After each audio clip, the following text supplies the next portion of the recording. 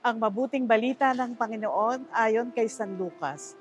Noong panahong iyon, sinabi ni Jesus sa pinuno ng mga Pariseyo na nag-aanyaya sa kanya, "Kapag naghahanda ka, huwag ang mga kaibigan mo, mga kapatid, mga kamag-anak, o mayayamang kapitbahay ang inaanyayahan mo, sapagkat aanyayahan ka rin nila, at sa gayoy nagantihan ka na.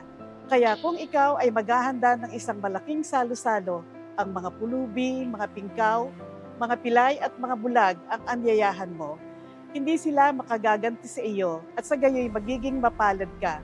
Gagantihan ka ng Diyos sa muling pagkabuhay ng mga banal." Ang mabuting balita ng Panginoon.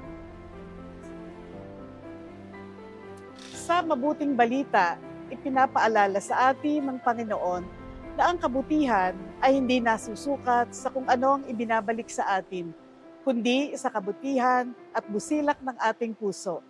Ang kusang loob ng pagbibigay ng walang hinihintay na kapalit.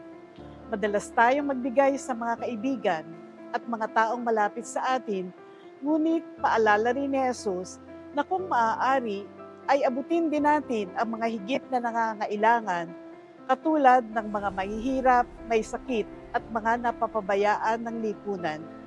Hinihikaya tayo ng Ebanghelyo na gumawa ng kabutihan mula sa malinis na intensyon ng puso.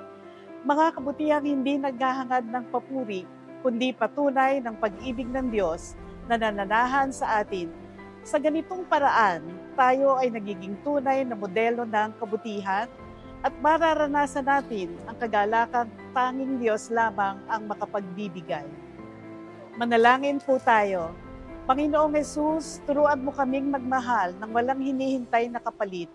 Buksan mo ang aming mga mata upang makita ang mga nangangailangan ng aming tulong at presensya. Naway matutunan naming magbigay, hindi lamang ng bagay, kundi ng aming oras, pangunawa at malasakit. Gawin mo kaming bukal ng iyong pag-ibig sa mundo at sa aming simpleng kabutihan, makita nawa nila ang iyong liwanag. Amen.